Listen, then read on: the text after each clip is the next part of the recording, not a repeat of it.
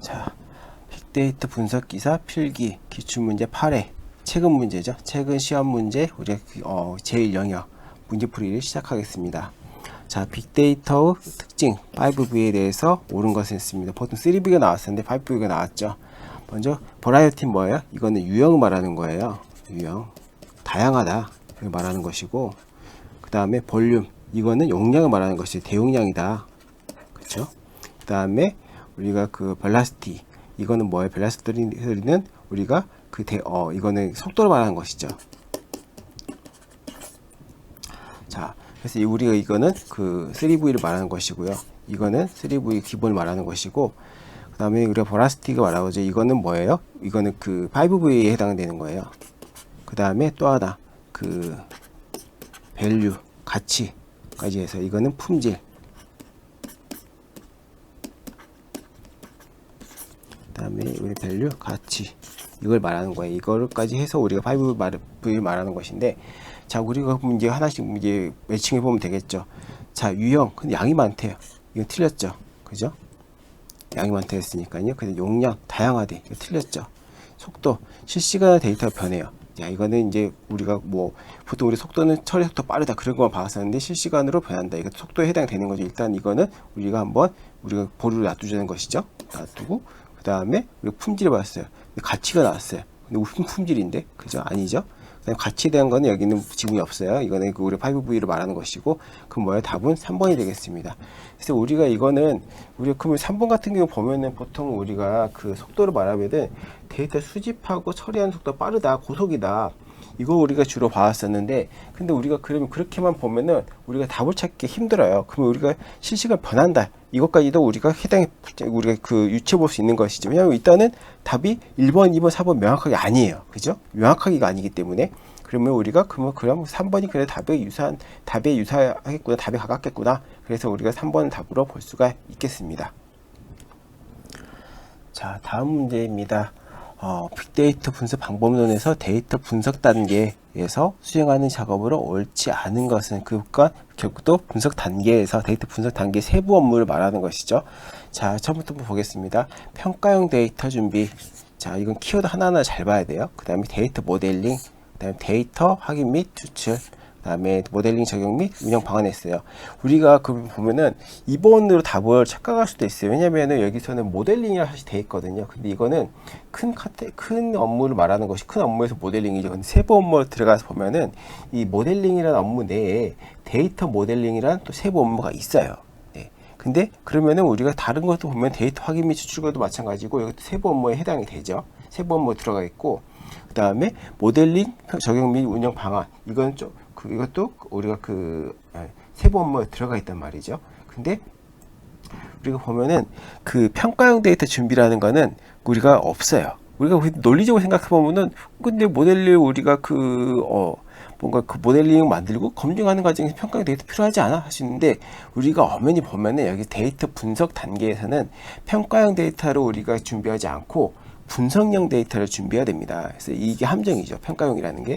그래서 답은 1번인데, 그래서 이 키워드를 하나하나 이게 정확하게 보지 않으면 이게 답을 틀리게 표기하고 넘어갈 수가 있어요. 그래서 마음이 급하시더라도 이게 그 문제를 잘 읽으셔야 됩니다. 자, 다음 문제입니다. 자, 이게 지문을 봐야 되는 거죠. 그래서 이 지문에 해당한 것을 적절한 것을 했습니다. 자, 수집한 데이터를 저장, 처리, 분석할 수 있도록 포괄적으로 지원한다고 했습니다. 자, 그럼 여기 보면은 마이닝, 분석하는 거죠. 그리고 이건 플랫폼, 그 다음에 처리, 탐색.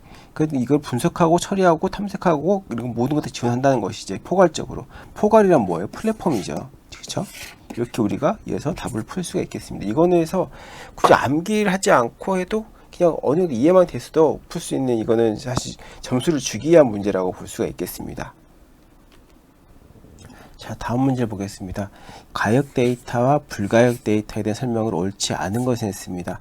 여기서 가역 데이터, 불가역 데이터에 대한 먼저 이해가 필요한데요. 우리가 이렇게 생각하면 되겠습니다. 이게 뭔가 단어는 굉장히 어렵죠. 근데 이렇게 보시면 돼요. 이게 원본 데이터가 있어요. 원본 데이터가 있고, 이 원본 데이터를 활용해서 이게 그 가공된 데이터를 만드는 것이죠. 가공 데이터 만들었어요. 근데 우리가 그래서 이 만들어진 데이터가 이 데이터를 가지고 다시 원본으로 환원시킬 수 있냐? 그러면은 환원시킬 수 있다. 그러면 얘는 그 가역 데이터인 거예요. 근데 환원이 불가한 것도 있어요. 이게 불가역 데이터라는 거예요. 그럼 생각해 보시면 돼요.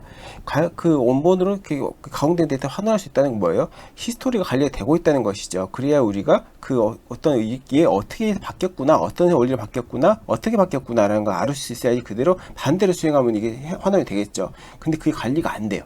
그러면은 우리가 그렇게 값이 바뀐 거, 변경된 걸 가지고 이게 어떻게 값이 변경된지 알 수가 없잖아요. 그런 경우는 우리가 다시 추적해서 이거를 원본으로 되돌릴 수가 없는 것이죠. 그걸 우리가 불가역 데이터라고 하는 것입니다.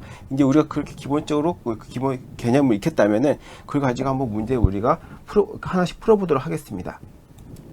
자, 그러면 다시 보면은 가역 데이터는 원본 데이터가 변경되는 경우 변경 사항을 관장할 수 있다. 왜냐, 우리가 그 히스토리 관리되기 때문에. 그래서 우리가 그 원본이 어떻게 해서 이렇게 가역 데이터로 바뀌었다고 알기 때문에 우리가 그러면은 그 원리에 똑같이 해서 원본이 바뀐 거를 똑같은 동일 원리를 적용해서 우리가 반영시킬 수 있겠죠. 그리고 불가역 데이터는 생산된 데이터 원본으로 환원이 불가능한 데이터다. 맞죠? 가역 데이터는 생산된 데이터 원본으로 일정 수준 환원이 가능한 데이터다. 맞죠? 불가역 데이터는 원본 데이터 내용이 변경되는 경우 변경 사항을 반영할 수 있다 했는데 반영할 수가 없죠. 그러면 그렇게 되면 이 가역 데이터인 것이죠. 불가역 데이터 같은 경우는 이게 그 가공된 데이터하고 원본하고 이게 환원이 불가능한 거예요. 어떻게 추적 관리가 안 된다는 것이죠. 그렇기 때문에 그 원본 데이터가 바뀌었을 때 이게 그럼 다시 이 원리를 알 수가 없는 것이죠. 어떻게 해서 가공 데이터 만들어졌는지. 그렇기 때문에 그러면 동일한 원리 적용해야 되는데 이 원리 자체를 알 수가 없는 거기 때문에 그래서 우리가 다시 이거를 이 가공된 데이터에 반영할 수가 없는 것이죠. 불가역 데이터 같은 경우는요. 그래서 답은 우리가 4번이 되겠습니다. 자, 다음 문제입니다. 정량적 데이터와 정성적 데이터에 대해서 옳지 않은 것을 했습니다.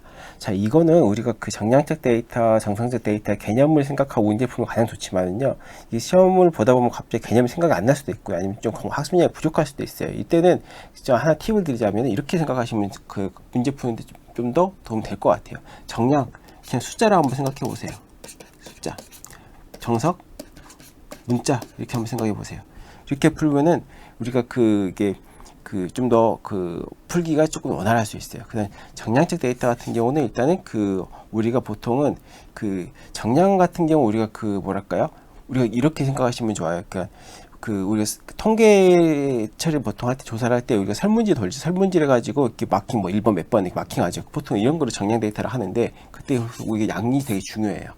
정성 데이터 같은 경우는 이거는 좀 이렇게 좀 깊게 들어가는 건데 인터뷰라고 생각하시면 돼요. 우리가 이 설문을 할 수도 있지만 어떤 의견 듣기 인터뷰를 할 수도 있지 않습니까? 인터뷰를 할 때 상대방이 그 말 많이 하고 있으면은 그게 한 사람이 됐을지 아니면 그 사람이 얼만큼 진실된 표현을 많이 그 다음에 정확하게 해주느냐가 중요한 것이지 여러 사람한테 한마디씩 듣는 걸 그렇게 중요하지 않을 수가 있거든요. 그래서 이건 질적 데이터다 이렇게 보는 것이고요.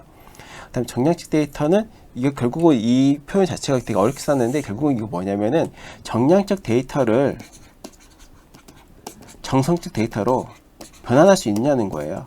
변환 가능하죠. 근데 반대로 이거는 정성적 데이터를 여기서 연속형 데이터가 정량 데이터라는 거예요. 그래서 이거 정성 데이터를 정량 데이터로 변환할 수 있느냐는 거예요.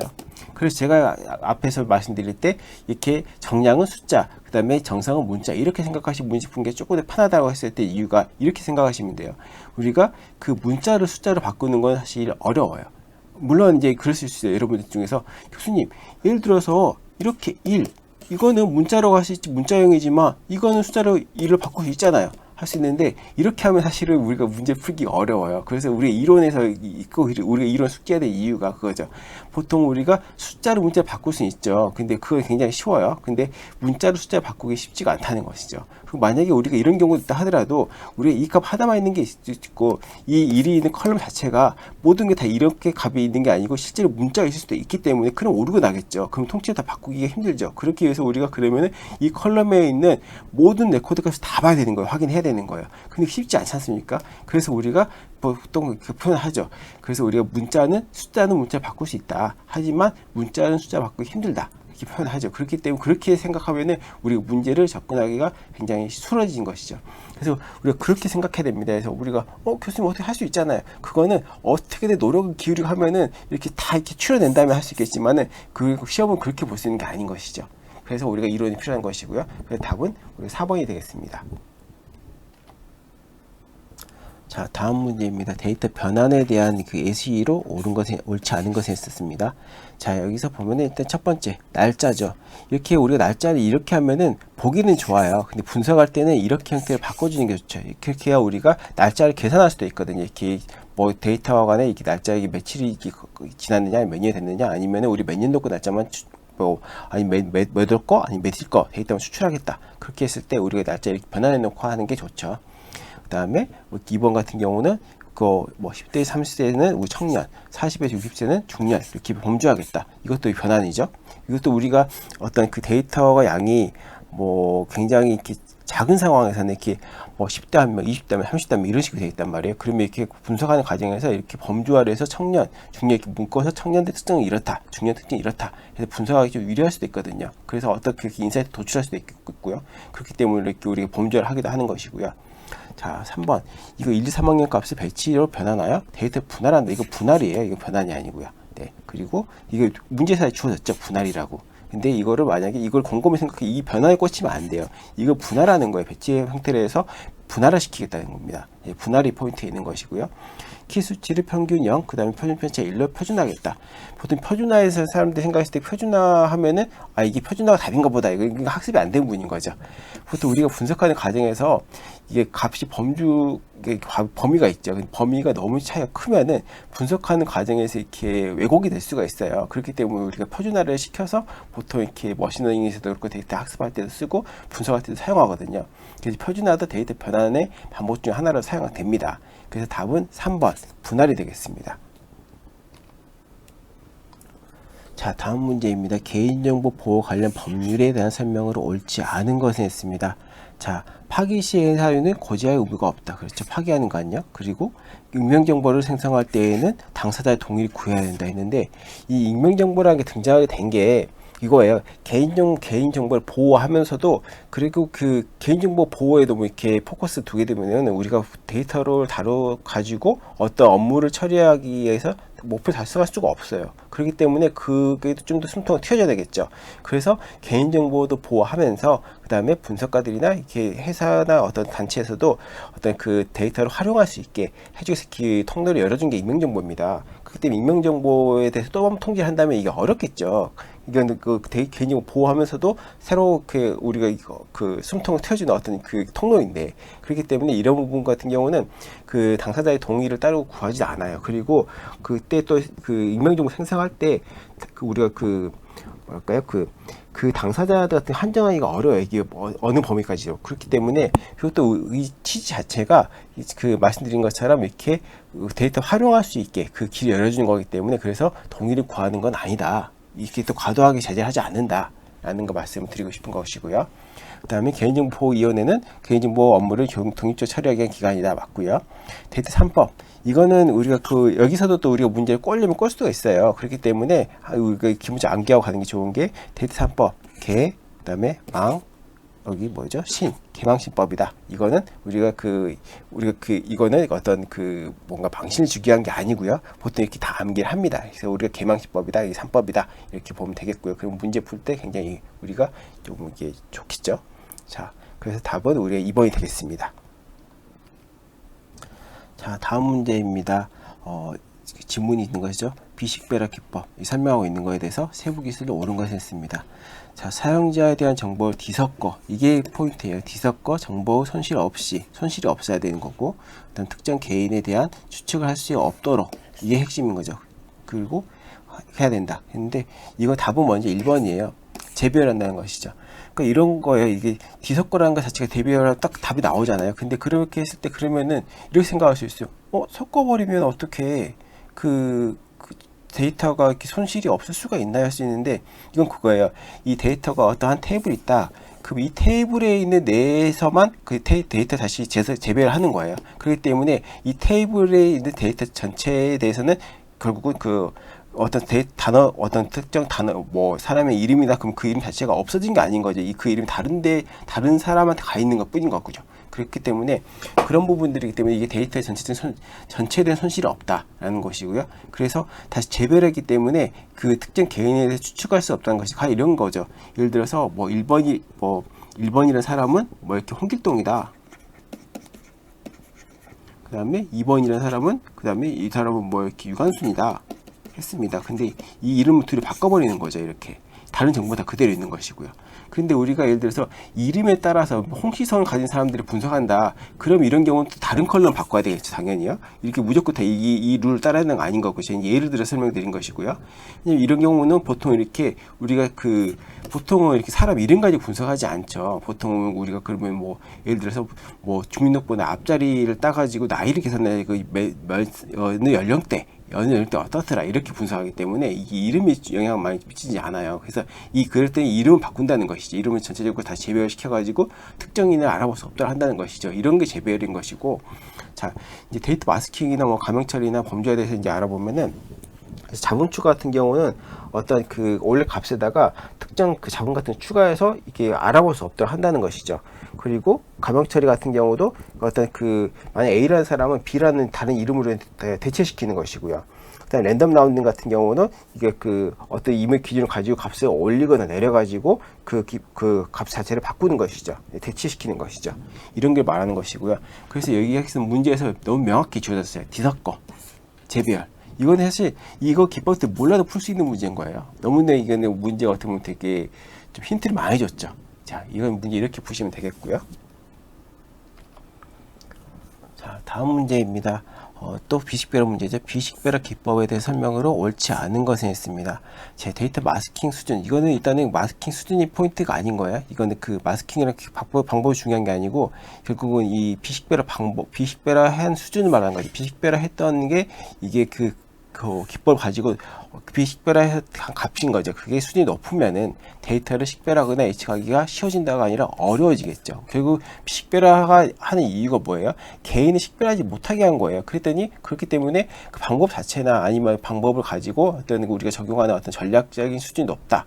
그거는 굉장히 또 우리 고심해서 이걸 알아볼 수 없게 우리가 전략을 세웠겠죠. 그렇기 때문에 그만큼 예측하기 쉬워진다가 아니라 어려워지는 것이죠. 그래서 목표를 달성할 수 있는 것이죠. 그래서 비식별화 목표 달성할 수 있는 건데, 이건 답이 계속 잘못된 답이 되는 거죠. 그래서 이거는 틀린 답인 것이고요. 그래서 답은 1번이고, 자, 다음부터 보면은 비식별 조치 방법은 여러 가지 기법을 단독에 복합 사용할 수 있습니다. 여러 개 섞어 쓸 수 있는 것이고요. 가명 처리할 때는 그 값을 대체 시 규칙이 노출되어 역으로 쉽게 식별할 수 없도록 해야 된다. 그렇죠. 이거는 이렇게 되면은 다음한테 우리가 이렇게 했어라고 알려주면은 그거 다시 역으로 하면은 우리가 식별할 수 있도록 되는 건데, 그러면 안 되겠죠. 노출되면 안 되는 것이고요. 총액 처리 시 특정 속성을 지닌 개인으로 구성된 단체의 속성 정보를 공개하는 것은 그 집단에 대한 개인의 정보를 공개한 것 같다 이랬는데, 그렇죠. 왜냐면 이게 우리가 그 단체가 굉장히 큰 단체다. 그러면은 우리가 좀 이렇게 그 영향이 있으려나 할 수도 있어요. 근데 과연 이런 경우죠. 대한민국 국민이다. 그러면은 우리가 전 세계인 대상보다 범위가 좁지만은 그래도 우리가 좀 이렇게 그렇게까지 우리가 민감하게 반응하지 않아도 될 수 있어요. 근데 우리가 만약에 데이터가 사람 한 100명밖에 없는 데이터에서 특정 어떤 대학생 집단이다. 아니면은 특히 요즘에 언론에서 많이 나오죠. 스카이 대학의 대학생들이다. 그러면은 스카이 봤을 때 3개 대학밖에 없단 말이죠. 근데 거기에서 또 특정 대학을 또 지목한다. 그러면은 이건 다 알려주는 건 똑같은 거예요. 그냥 그거는 시간 문제인 거예요. 그 사람 찾는 거거든요. 그렇죠? 그렇기 때문에 특정 단체를 특정 단체 정보를 알려준다는 가치는 그 사람의 공개랑 똑같다라는 것과 거의 유사하다는 맞다는 것이죠. 그래서 우리가 공개하면 안 되는 것이죠. 그래서 그런 부분에서 답은 이제 4번도 맞고 해서 결국 답은 1번이 되는 것입니다. 자, 다음 문제입니다. 내부 데이터와 외부 데이터에 대한 설명을 옳지 않은 것을 했습니다. 자, 하나씩 보겠습니다. 외부 데이터는 수집 시 법률이나 제도상 계약이 없는지 검토한다 했는데, 이거는 맞는 답이고요. 그리고 이게 외부 데이터뿐만 내부도 마찬가지예요. 그래서 이 문제 같은 경우는 이게 어떤 하나하나의 보면서 이렇게 가장 답이 아닐 것 같은 걸 찾아내시면 돼요. 그래서 이거는 외부 내부 문제가 아니라 이거는 모두 다 이거 해당되는 건데, 근데 여기서 외부라 그렇기 때문에 외부로서도 맞는 거고 내부로서도 맞는 거죠. 만약 근데 외부 데이터만이라고 했으면 틀렸겠죠. 근데 외부 데이터는이기 때문에 이거 답이 되는, 이거는 맞는 것이고요. 맞는 질문이고, 내부 데이터는 개인정보일 경우 비식별 조치 방안을 함께 고려한다 했는데, 이것도 외부 데이터도 마찬가지예요. 근데 여기서도 내부 데이터만이라고 하지 않았죠. 그때 이것도 맞는 질문이고요. 외부 데이터는 보안을 크게 신경 쓰지 않고 자유롭게 사용된다. 이거는 내 거 아니니까, 내 거 아니고 다른 사람 거니까, 다른 사람 거 가져와서 쓰는 거니까, 이런 마인드로 접근하시면 안 돼요. 외부나 내부나 보안을 신경 써야 되는 것이죠. 그렇죠? 답은 3번이죠. 3번은 이거는 잘못된 거죠. 내부 데이터, 그 다음 4번 보겠습니다. 내부 데이터는 필요 데이터 관리 권한이 다른 부서에 있는 경우 협의를 통해서 공유 가능 여부를 확인한다 했습니다. 자, 이게 우리 회사 거라 해서 내 맘대로 쓸 수 없어요. 왜냐면 이게 데이터 관리 주체가 있는 것이고, 그 다음에 내가 만약 예를 들어서 우리 회사 데이터고, 그 다음에 내가 우리 회사에서 관리하는데, 우리 부서에서 관리하는 데이터에서 또 그 마음대로 쓰면 안 되는 것이죠. 그것도 그냥 내 개인용도 맞게 쓰면 안 되는 것이죠. 근데 특히나 만약에 다른 부서에 그 권한이 있다, 그런 경우 당연히 다른 부서에 협의를 구해야 되는 것이죠. 그죠? 이거 데이터뿐만 아니라 우리가 회사 업무를 하는 게 상식적인 거죠. 상식에서 풀 수 있는 문제인 것이고요. 그래서 답은 3번입니다. 다음 문제입니다. 데이터 웨어하우스의 특징으로 옳지 않은 것을 했습니다. 자, 이거는 뭐 그냥 암기된 문제죠. 그냥 데이터 웨어하우스가 특징이니까 네 가지 특징이 있고요. 자, 보면은 통합성, 그 다음에 휘발성, 시계열성, 주제 지향성이 있는데, 이건 휘발성이 아니죠. 이거는 비휘발성이죠. 데이터 날아가면 안 되죠. 데이터는 항상 이렇게 저장돼 있어야 되는 거죠. 이게 웨어하우스니까. 그죠? 그래서 이게는 어떤 주제에 맞게, 그 주제에 맞게 데이터가 그 각각 테이블로 연결, 하나의 테이블로 통합돼서 들어가 있는 것이고, 어떤 시점별로 계속 데이터가 쌓여 있는 거예요. 어느 특정 시점 것 딱 하나만 있는 게 아니고요. 그렇기 때문에 통합성, 비휘발성, 그 다음 시계열성, 주제 지향성이고, 그래서 휘발성, 이게 틀렸습니다. 비휘발성인 것입니다. 자, 다음 문제입니다. 분산 저장 방식을 말하는 거예요. 적절하지 않은 것은 있습니다.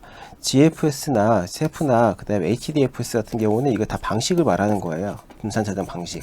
근데 이거는 HBase는 어떻게 보면 HBase도 그 분산 저장하는 거 아닌가 했는데, HBase 같은 경우는 HDFS가 이를 이용해서 저장하는 저장소를 말하는 거예요.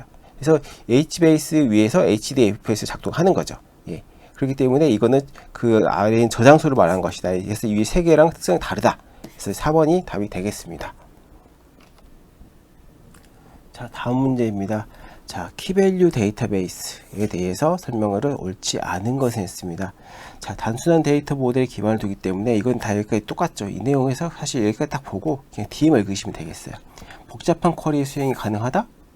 글쎄요. 물음표에 놓고 쿼리의 질의 응답 시간이 빠르다. 단순하게 빠르겠죠. 그 다음에 환경 데이터베이스보다 확장성이 뛰어나다. 단순하기 때문에 확장이 더 쉽죠. 자, 데이터를 키와 그에 해당하는 값을 쌍으로 저장하는 데이터 모델에 기반을 둔다. 그렇죠. 자, 그럼 이게 우리가 물음표를 할 때 1번 다시 돌아와 볼게요. 이게 만약에 우리가 그 기존 환경 데이터베이스처럼 테이블 단위로 되어 있다. 그러면 우리가 어떤 그 조건을 여러 개 줄 수가 있죠. 그래서 복잡한 쿼리 수행이 더 수월하죠. 근데 이게 키밸류 같은 경우는 단순한 모델이기 때문에 이거는 오히려 복잡한 쿼리 수행은 어려워요. 그래서 답은 1번이 되겠습니다. 자, 다음 문제입니다. 카산드라나 자, 다음 문제입니다. 카산드라나 우리가 카산드라나 몽고DB에 해당하는 포함하는 관정형, 비정형 데이터 저장소로 옳은 것을 했습니다. 자, 이 문제의 포인트는 뭐냐면은 결국은 저장 구조를 말하는 거예요. 구조 관점에서 물어본 거예요. 그래서 이게 DFS 같은 경우는 분산 처리 같은 경우죠. 그리고 인메모리, 이거는 그 방식 사실 이게 어디서 스토리지 저장하느냐, 메모리 저장하느냐, 그걸 말하는 것이고, 그래서 이 관점이 아니라 결국 이거는 NoSQL이냐 SQL 기반이냐, 그걸 물어보는 거예요. 그래서 이게 관계형 DB냐 아니면 NoSQL이냐, 이걸 물어보는 겁니다. 그래서 이런 경우는 이게 반정형, 비정형 같은 경우는 우리 NoSQL이죠. 보통 우리가 RDBMS 같은 경우는 그 환경 데이터베이스 같은 경우는 보통은 저희가 정형 데이터를 보통 이제 저장하는 데 많이 사용한다. 이렇게 보시면 되겠습니다. 그래서 정답은 2번 NoSQL이 되겠습니다. 자, 다음 문제입니다.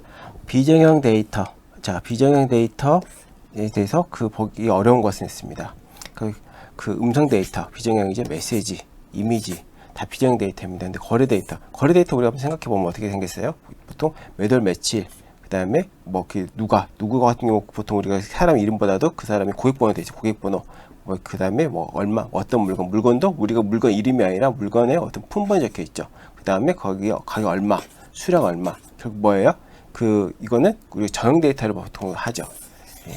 보통 뭐 비정형 데이터를 할 수도 있잖아요. 뭐 처리 방식이 그렇게 할 수도 있겠죠. 근데 통상적으로는 정형 데이터로 보통 우리가 그 거래 데이터는 정형 데이터 만들게 합니다.